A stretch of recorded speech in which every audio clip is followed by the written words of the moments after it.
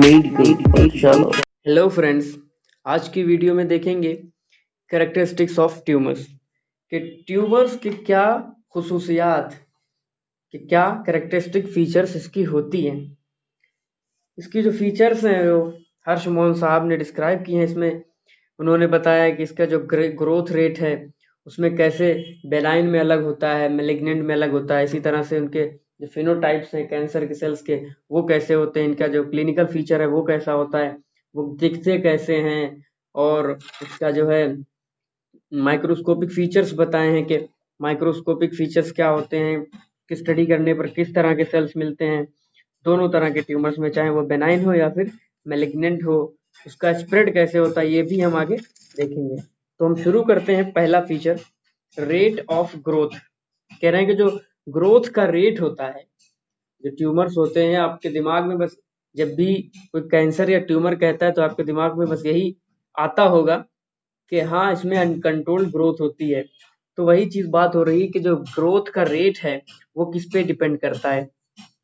कह रहे हैं कि rate of cell production fraction, ये जो ग्रोथ का रेट है कुछ चीजों पर डिपेंड करता है। उनमें से एक चीज ये है कि सेल प्रोडक्शन का क्या रेट है, या ग्रोथ फ्रैक्शन क्या होता है, इसका रेट ऑफ सेल लॉस क्या होता है। इन तीनों को अगर मैं आपको समझाना चाहूँ वो ये है कि सेल प्रोडक्शन का मतलब है उसमें कितना मल्टीप्लिकेशन हो रहा है, सेल्स कितने ज्यादा बन रहे हैं, सिंपली के प्रोलिफरेशन कितना हो रहा है। अगर डबलिंग टाइम ज्यादा हो गई, जिसे हम माइटोटिक रेट कहते हैं, माइटोटिक रेट क्या है, माइटोसिस बहुत ज्यादा हो गई तो उतना ही ज्यादा वो सेल, जो ट्यूमर बड़ा होगा उसकी ग्रोथ उतनी ज्यादा होगी। लेकिन एक ये फैक्टर वह डिपेंड नहीं करता है कि सेल उतना ज्यादा उसमें ग्रोथ हो रही है। इसके साथ ही साथ दूसरी चीज ये है कि उसके सेल्स कितने बच रहे हैं, number of cell remaining in the pool.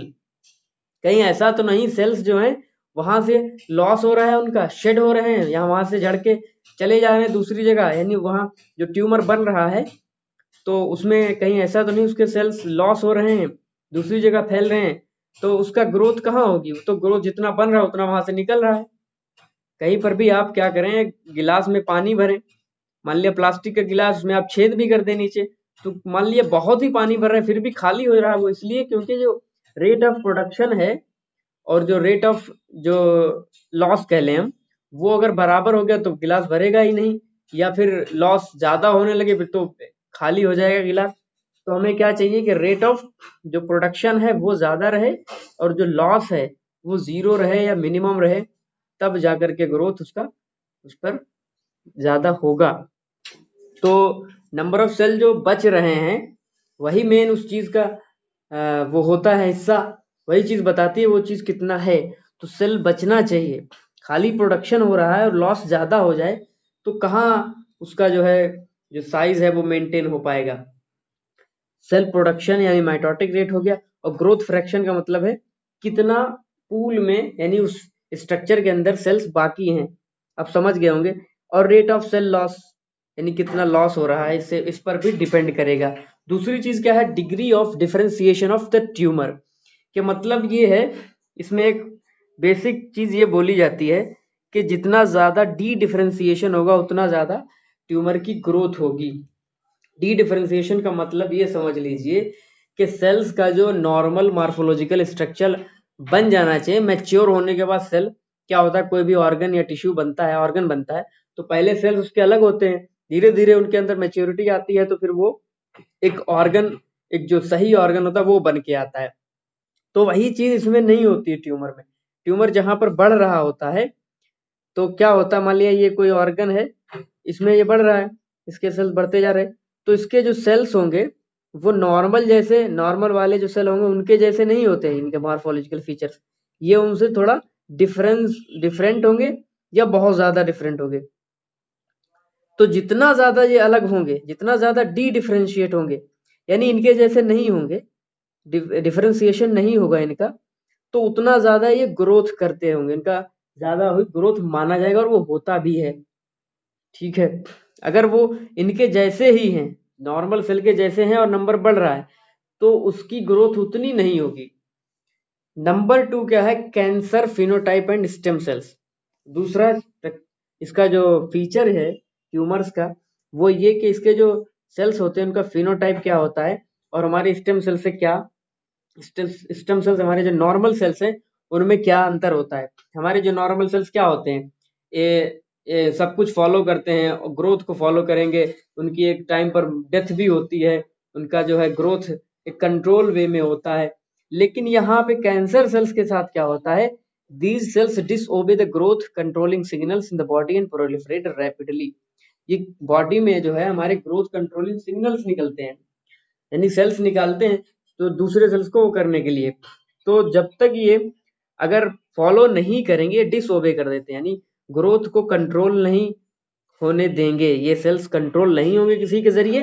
तो अगर ये कंट्रोल नहीं हो रहे हैं तो ये अनकंट्रोल्ड वे में जो है प्रोलिफरेट करेंगे और बढ़ेंगे बहुत ज्यादा से ज्यादा। दूसरा पॉइंट ये है कि कैंसर सेल्स इमॉर्टल होते हैं, ये डेथ सिग्नल्स को भी ये जो है रिसीव नहीं करते हैं। जैसे कि नॉर्मल सेल्स क्या होते हैं, एक टाइम के बाद, जैसे आरबीसी है 120 दिन के बाद उसमें डेथ हो जाती है, ठीक है। तो लेकिन ये कैंसर सेल्स क्या होते हैं, इनमें कुछ ऐसा नहीं होता, ये हमेशा जिंदा रहेंगे, इमॉर्टल होते हैं।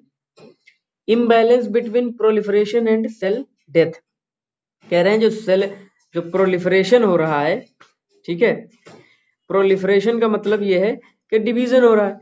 डिवीजन जितना हो, हमारी बॉडी में नॉर्मली क्या होता है, जितना सेल बनता है उतना सेल टूटता है, उतना सेल डेथ होती है।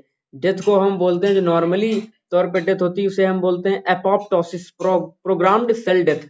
मान लिया 10 लाख सेल आज बने तो आज ही 10 लाख सेल डिस्ट्रॉय हो जाएंगे। अगर ऐसा नहीं हुआ तो हमारी बॉडी में गड़बड़ है और कहीं पर भी ये गड़बड़ दिख सकता है। क्या होगा, ओवर ग्रोथ हो जाएगी। अगर मान लिया सेल डेथ नहीं हो रही उतनी ही तो ओवर ग्रोथ हो जाएगी। तो इस लेकिन कैंसर सेल्स में क्या होता है, जो सेल डेथ हो रही है वो एकदम शून्य के बराबर है या बिल्कुल नहीं है या बहुत कम होती है। इसको अक्सर कर इमॉर्टल इसलिए कह दिया कि ज्यादातर सेल जो कैंसर सेल्स के होते हैं वो खत्म ही नहीं होते हैं, लेकिन कुछ इसलिए खत्म हो जाते हैं, इस्कीमिक नेक्रोसिस हो जाती है। इस्कीमिया की वजह से पूरे जो स्ट्रक्चर, जो मास बनता है, अभी मैं आपको बताऊंगा आगे कि इसमें इस्कीमिया हो जाता है, तो जिसकी वजह से वहां के जो अंदर के सेल्स, मान लिया ये एक मास ऑफ ट्यूमर का मास है, ठीक है, इसमें ब्लड सप्लाई इसमें भी होती है। तो जो सबसे अंदर के सेल्स होते हैं उनमें ब्लड सप्लाई पूरी नहीं पहुंच पाती है, बहुत बड़ा अगर मास है तो वो सेल्स क्या हो जाते हैं, इस्कीमिया डेवलप होता है, उसी वजह से उनकी डेथ हो जाती है। तो इस तरह से डेथ होती है, लेकिन बहुत कम मिकदार में डेथ हो रही है, लेकिन प्रोलिफरेशन बहुत ज्यादा हो रहा है, प्रोडक्शन बहुत ज्यादा हो रहा है, तो इसी वजह से इनका ग्रोथ बढ़ता चला जाता है। चौथी चीज है कि इनका काम क्या होता है, ये कोई फंक्शन नहीं करते हैं या फिर बहुत कम ही फंक्शन करते हैं, खासकर ये अक्सर ये कोई फंक्शन परफॉर्म नहीं करते हैं, ठीक है। ये हो गया इसका phenotype.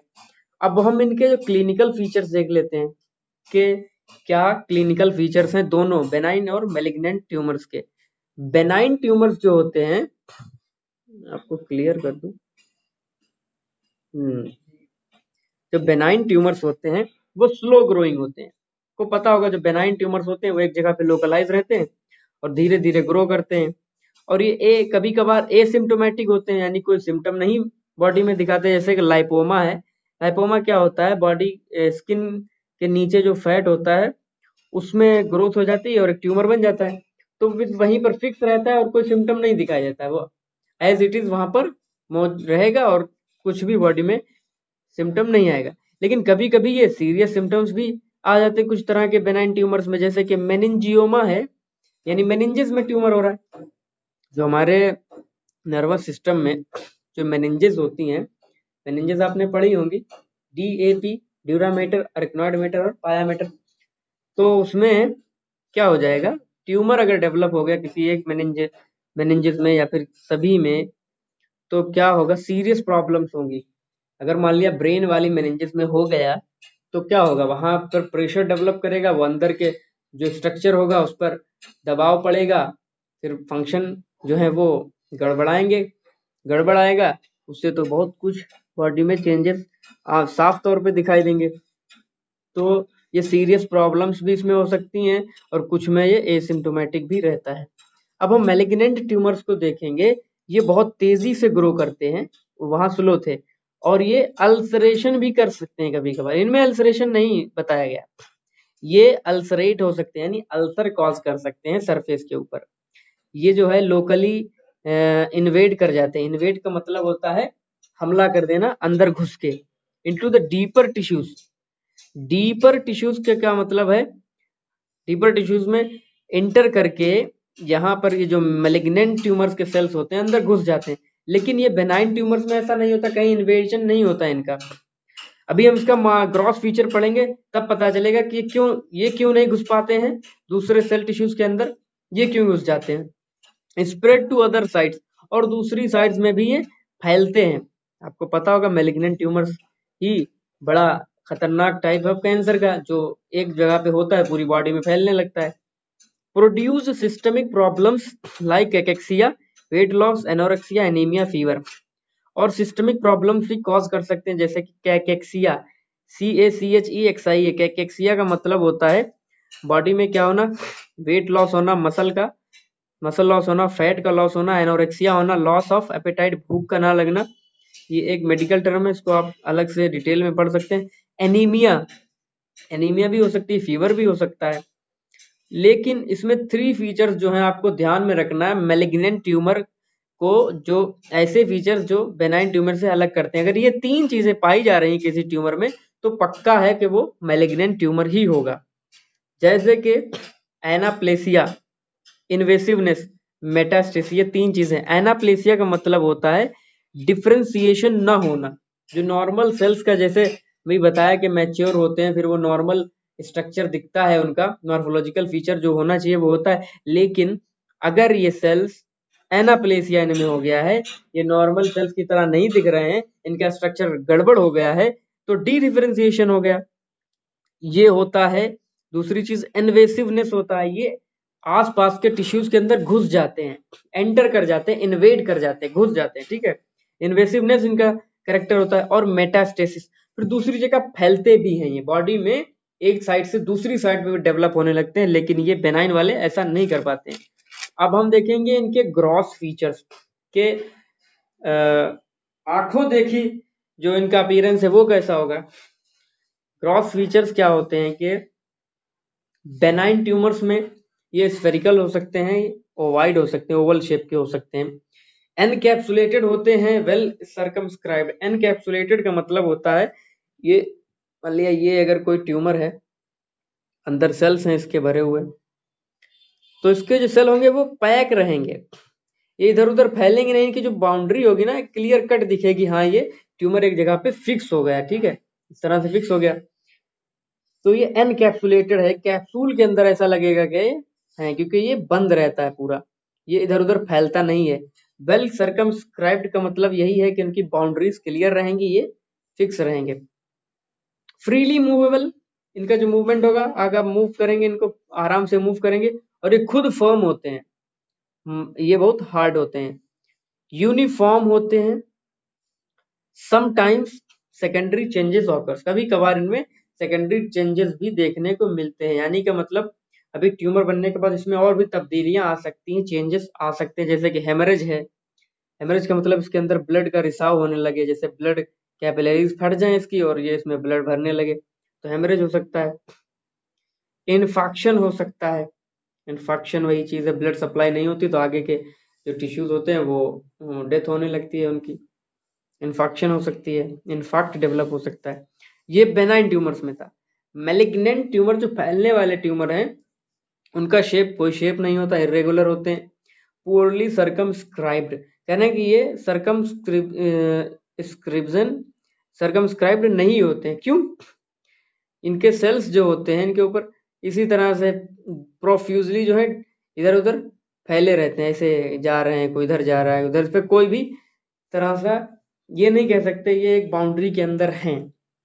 And extend into the adjacent tissues, आसपास के टिश्यूज में ये घुस जाते हैं। ये नहीं घुसते थे, ये सिर्फ एक प्रेशर लगाते थे, और सिर्फ आसपास, मान लिया यहाँ पे कोई टिश्यू है, ठीक है, कोई टिश्यू है, तो ये सिर्फ ना प्रेशर लगाएंगे, इसको दबा देंगे। लेकिन एक मतलब होता है इन्वेजन का, मतलब होता है इसके अंदर, मैं आपको ऐसे बता दूं, जैसे कि क्या एग्जांपल दूं, टमाटर है एक, ठीक है, टमाटर है, टोमेटो, आपने क्या किया, अपने हाथ से उसको दबाया, दब जाएगा हल्का, इतना प्रेशर लगाएंगे वो फूटे ना, तो दब गया प्रेशर की वजह से। लेकिन आपने क्या किया, एक पिन ले ली पतली सी, उसको अंदर चुभा दी, तो क्या हुआ, ये पिन जो है अंदर इन्वेड कर गए, अंदर घुस गए इसके सेल्स के अंदर। तो यही चीज होती है बेनाइन और उसमें अंतर। बेनाइन में सिर्फ प्रेशर लगाते हैं आसपास के टिश्यूज को, बेनाइन ट्यूमर होते हैं। लेकिन मैलिग्नेंट ट्यूमर क्या कहते हैं, अंदर तक पेनिट्रेट कर जाते हैं, आसपास के टिश्यूज में एक्सटेंड कर जाते हैं। सेकेंडरी चेंजेस यहाँ पर भी होते हैं, हेमरेज होता है, यहाँ अल्सरेशन भी दिखाई देगा। ठीक है, ये चीजें बहुत ज्यादा देखने को मिलेंगी। अब एक पॉइंट जनरल ये है कि सार्कोमा जो होता है वो एकदम फिश फ्लेश की तरह होता है, मतलब लूज होता है, और जो कार्सिनोमा होता है फर्म होता है, वो हार्ड होता है। चलो इसको छोड़ते हैं। अब हम देखते हैं इसके माइक्रोस्कोपिक फीचर्स के बारे में, कुछ चीजें जनरली ब्रीफली देखते हैं। माइक्रोस्कोपिकली इसको स्टडी करेंगे तो क्या होगा, माइक्रोस्कोपिक पैटर्न जो इसका होगा, कहने का मतलब ये है कि जो सेल्स होंगे, जैसे मान लिया जो हमारा बेनाइन ट्यूमर्स है इनकी स्टडी की गई, NIGN होता है, और मैलिग्नेंट ट्यूमर्स, इनके सेल्स में तब्दीली देखी गई। जो बेनाइन ट्यूमर्स होते हैं इनके जो सेल्स होते हैं वो एसिनाई की तरह दिखेंगे और शीट्स की तरह अरेंज होंगे, एक कॉलम्स की तरह होंगे। इनका अरेंजमेंट जो है मैं आपको बुक में दिखा देता हूँ कैसे दिखते हैं। ये देखिए, ये जो B और D है, ये माइक्रोस्कोपिक जो पैटर्न है ये उसका है एपिथेलियल ट्यूमर्स का, सॉरी, उसमें एपिथेलियल और मेसेनकाइमल ट्यूमर के बारे में बात हो रही है। तो एपिथेलियल ट्यूमर जो होंगे वो इस तरह से उनके सेल्स अरेंज होंगे, ये देखो एक कॉलम की तरह है अरेंज, एसिनाई बना रहे हैं जैसे लग रहा है। तो उसी को इधर भी दिखाया गया है। जो मैलिग्नेंट वाले बेनाइन है, ये मैलिग्नेंट इधर है, बेनाइन एपिथेलियम में ऐसा चेंज आएगा और मैलिग्नेंट में ऐसा आएगा। लेकिन एपिथेलियल ट्यूमर में होगा, चाहे वो मैलिग्नेंट हो या बेनाइन हो, उसके सेल्स क्या होंगे, एसिनाई की तरह एसिनाई होंगे, शीट्स होंगे, कॉलम्स होंगे। लेकिन जो मीजनकाइमल ट्यूमर्स होंगे, जो मीजनकाइम सेल्स में अगर हुआ हो, चाहे वो बेनाइन में हुआ हो चाहे वो मैलिग्नेंट में हुआ हो, वो इस तरह से दिखेंगे, F और H जो है ये हमें दिख रहा है, ये देखो सेल्स जो है इसके उसकी तरह दिख रहे हैं, स्पिंडल तरह के ट्यूमर सेल्स हो जाते हैं इनका, देखिए स्पिंडल शेप के हो गए। तो ये माइक्रोस्कोपिक पैटर्न हो गया। दूसरा देखते हैं कि हिस्टोमॉर्फोलॉजी ऑफ नियोप्लास्टिक सेल्स। इसमें कुछ खास नहीं देखना है, यही है कि जो हिस्टोमॉर्फोलॉजी है वो, इसमें दो चीजें ध्यान में देना होते हैं कि डिफरेंशिएशन और एनाप्लेसिया। जिस सेल में, जिस भी ट्यूमर में सॉरी, डिफरेंशिएशन जितना ज्यादा होगा वो उतना कम ग्रो करेगा, उतना कम खतरनाक होगा। जितना ज्यादा डी डिफरेंशिएशन यानी एनाप्लेसिया का होना, यानी डिफरेंशिएट ना होना, सेल्स जो है डिफरेंशिएट ना हो और जो इनका जो नॉर्मल स्ट्रक्चर होता है उस तरह से न दिखे, तो वो ज्यादा ही खतरनाक होंगे। वही मैलिग्नेंट ट्यूमर्स वाले सेल्स होते हैं जिनमें एनाप्लेसिया देखने को मिलता है। एनाप्लेसिया में कुछ चीजें ये हैं कि पोलैरिटी लॉस कर जाते हैं, उनका स्ट्रक्चर ये देखिए इसमें फिगर जो दिख रहा है, ये दो सेल जो बने हुए हैं, ये नॉर्मल वाला है और ये है, तो ये नॉर्मल सेल है और ये एक कैंसर का साइटोमॉर्फोलॉजी दिखाई जा रही है। ये देखो कैसे इनकी जो बेसल पोलैरिटी है ये लॉस कर देते हैं, यानी जो बेसमेंट मेम्ब्रेन है उससे जो हमारे न्यूक्लियस हैं वो दूर जा रहे हैं। यहाँ पर देखो उसके करीब ही हुआ करते हैं। प्लियोमॉर्फिज्म में इनका शेप चेंज हो गया है, इनका रेशियो, बहुत सारे चेंजेस इसमें आ जाते हैं। तो ये रहा कैंसर सेल। अब हम दूसरी चीज देखेंगे, अगला पॉइंट क्या है माइक्रोस्कोपिक फीचर में, ट्यूमर एंजियोजेनेसिस एंड स्ट्रोमा। यानी कि ट्यूमर में एंजियोजेनेसिस का मतलब होता है कि ब्लड वेसल्स, नई ब्लड वेसल्स का बनना, एंजियोजेनेसिस जनरेशन होना ब्लड वेसल्स का। इसमें क्या होता है कि जो हमारा ट्यूमर अभी बना हुआ उसके जो सेल्स होते हैं उनको ब्लड सप्लाई की जरूरत होती है, तभी वो जिंदा रहेंगे, नहीं तो डेड हो जाएंगे। क्या होगा कि ब्लड सप्लाई होता है, जिसमें जितना ज्यादा ब्लड सप्लाई होगा, जिसमें जितना अच्छा सप्लाई होगा, उतना ज्यादा उसमें ग्रोथ होगा। जिसमें कम होगा उसके सेल्स में क्या नेक्रोसिस होने लगेगी, ग्रोथ रुक जाएगी, उतनी नहीं हो पाएगी जिसमें ज्यादा होगा। तो इसमें ये कंपैरेटिव स्टडी इसलिए कर रहे हैं, ये पता लगा रहे हैं कि किसमें ज्यादा ग्रोथ होगी, किसमें कम होगी, कौन सा ज्यादा बढ़ेगा, कौन सा कम बढ़ेगा। तो एंजियोजेनेसिस के ऊपर भी डिपेंड करता है। दूसरी चीज है स्ट्रोमा। उसका जो स्ट्रोमा होता है, स्ट्रोमा किसे कहते हैं, जो बाकी स्ट्रक्चर जो उसको सपोर्टिव स्ट्रक्चर है। पहले ही हमने बताया था कि ट्यूमर में दो तरह से दो चीजें पाई जाती है, एक तो पैरेनकाइमल सेल्स और दूसरा है स्ट्रोमा जो उसका सपोर्टिव स्ट्रक्चर होता है। पैरेनकाइमा जो है नॉर्मल सेल्स जो होते हैं बॉडी किसी भी ऑर्गन में, जो पैरेनकाइमल सेल्स उन्हें कहते हैं जो उसका काम अंजाम देते हैं। जैसे किसी भी ग्लैंड के अंदर सिक्रीशन कराने वाले सेल्स को हम बोलेंगे वो उसका पैरेनकाइमा वाला पार्ट है। लेकिन जो दूसरी चीजें ब्लड वेसल है, वहां का जो फाइबर्स हैं जो उसको स्ट्रक्चरल सपोर्ट दे रहे हैं, फ्रेमवर्क का काम कर रहे हैं, उसको स्ट्रोमा बोलते हैं। तो वही चीज यहाँ पर है, जो ट्यूमर का स्ट्रोमा होता है अगर वो कम है, कम का मतलब क्या कम है, जैसे कि फाइब्रोसिस हो, सॉरी फाइब्रोसिस की बात नहीं करेंगे, यानी फाइबर्स होते हैं इसमें, ब्लड वेसल्स होती हैं, अगर ये ज्यादा हो गई, अगर ये कम हो गई, कम मान लेते हैं पहले, तो क्या होगा, ट्यूमर उतना ज्यादा सॉफ्ट दिखेगा, क्योंकि यही तो उसका स्केलेटन होता है। अगर ये कम है तो वो चीज सॉफ्ट होगी, अगर ये ज्यादा हो जाए स्ट्रोमल पार्ट तो वो ट्यूमर उतना हार्ड हो जाएगा। तो इस तरह से इसको हम पढ़ेंगे। फिर हम देखेंगे चौथा इन्फ्लेमेटरी रिएक्शंस के बारे में। इन्फ्लेमेटरी रिएक्शंस में क्या है कि इन्फ्लेमेशन भी देखने को मिलता है कभी कभी सेकेंडरी चेंजेस के तौर पर। यह कि ट्यूमर के अंदर या फिर उसके चारों तरफ इन्फ्लेमेटरी रिएक्शन दिखाई देती। किस वजह से ये होता है, जब वहां पर कोई सेकेंडरी इन्फेक्शन हो जाता है किसी बैक्टीरिया वायरस फंगस का, तो उसके नतीजे में क्या होने लगेगा, अल्सरेशन होगा और वहां इन्फ्लेमेटरी रिएक्शन होगा। इन्फ्लेमेशन जिस तरह से आपने पढ़ा होगा, मार्फोलॉजी के जो भी मैक्रोफेजेस हैं, मैस्ट सेल्स हैं, जितने भी सेल्स इन्वॉल्व होते हैं वो सब आकर के इकट्ठा होंगे और इन्फ्लेमेशन कराएंगे ट्यूमर के अंदर भी और उसके चारों तरफ भी। अब पांचवा पॉइंट है कि ट्यूमर्स का स्प्रेड क्या होता है, कैसे ट्यूमर्स जो है फैलते हैं या नहीं फैलते हैं, कितना फैलते हैं।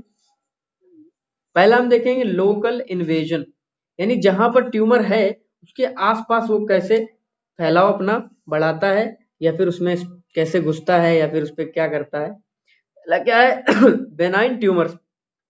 बेनाइन ट्यूमर्स में ये है जो फैलने वाले नहीं ट्यूमर्स हैं। ये ट्यूमर्स क्या होते हैं, एनकैप्सुलेटेड होते हैं, उनका जो बाउंड्री होती है एकदम बंद रहती है, वो सेल्स उसके बाहर नहीं फूट सकते, बाहर नहीं निकल सकते, ना ही किसी टिश्यू के अंदर एंटर कर सकते हैं। They just expand and push the surrounding tissues and do not invade, infiltrate और मेटास्टेसिस। कह रहे हैं कि जो अभी मैंने आपको ये देखिए बताया था कि इसके जो कॉम्पैक्टेड सेल हैं वो सिर्फ दबाव, एग्जाम्पल दिया था अभी, अंगूठे से दबाएंगे क्या होगा, प्रेशर सिर्फ लगता है। तो इसके सेल सिर्फ प्रेशर लगा सकते हैं, वो उसके अंदर नहीं इंटर करते हैं, इनफिल्ट्रेट करके अंदर नहीं घुसते हैं, या फिर मेटास्टेसिस भी नहीं करते। मेटास्टेसाइज का मतलब है फैलना, बाहर जा, तो एक साइड से दूसरी साइड पे पहुंचना, तो इतना नहीं होता बेनाइन ट्यूमर में। लेकिन मेलिग्नेंट ट्यूमर्स में ये सब चीजें होती हैं। ये ट्यूमर्स या इन्हें कैंसर कह लें, ये इन्वेजन भी करेंगे, अंदर दाखिल होंगे, घुसेंगे, इनफिल्ट्रेशन भी होगा, उनके सेल भी अंदर जाकर के इकट्ठा होंगे, and destruction of surrounding tissues, आसपास के सेल्स को डिस्ट्रक्ट करेंगे, खराब करेंगे, बर्बाद करेंगे, और spread to the other sides, metastasis भी इसमें होगी, दूसरी जगहों पर भी ये फैलेगा। Cancer extend through the tissues. अभी इसके फैलने की क्या होता है, कभी टिश्यू स्पेसिस से ये फैलेंगे, लिम्फेटिक्स के जरिए पहुंचेंगे, ब्लड वेसल के जरिए जाएंगे, कभी कभी हड्डी के जरिए। हड्डी में कैसे घुसते हैं, हड्डी में आपने पढ़ा होगा एनाटॉमी में कि उस हर हड्डी में एक न्यूट्रिएंट फोरामिना होता है, एक छेद होता है जिसके जरिए न्यूट्रिएंट आर्टरी जाती है जिसको न्यूट्रिशन देती है, तो उसके थ्रू भी ये हड्डी के अंदर इसके सेल्स जो हैं मैलिग्नेंट ट्यूमर के पहुंच सकते हैं। ये हो गया हमारा लोकल इन्वेजन।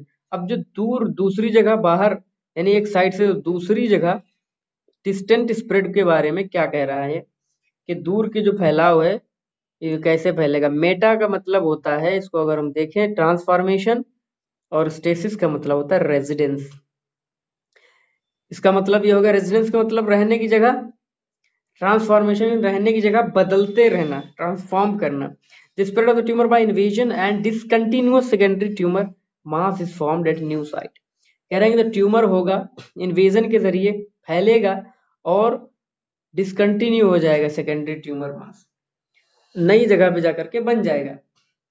अच्छा, इसके जो रूट्स हैं, मान लिया एक जगह पे सेल बने, ट्यूमर सेल्स बने, अगर ये कैंसरस हैं तो ये ब्लड, मान लिया ये कहीं पर हैं तो ब्लड फ्लो के जरिए आगे जाएंगे इसके कुछ सेल्स, जा करके कहीं पे अटक जाएंगे, फिर वहां पे ग्रो होने लगेंगे, सेकेंडरी साइट हो जाएगी इसकी।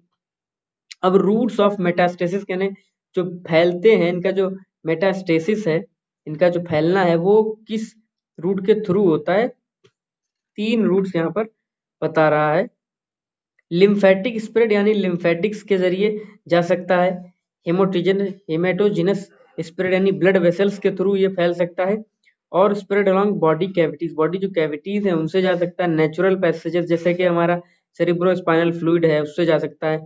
इम्प्लांटेशन के जरिए भी बच्चे में जा सकता है, मां से। आज के लिए इतना ही। Thank you.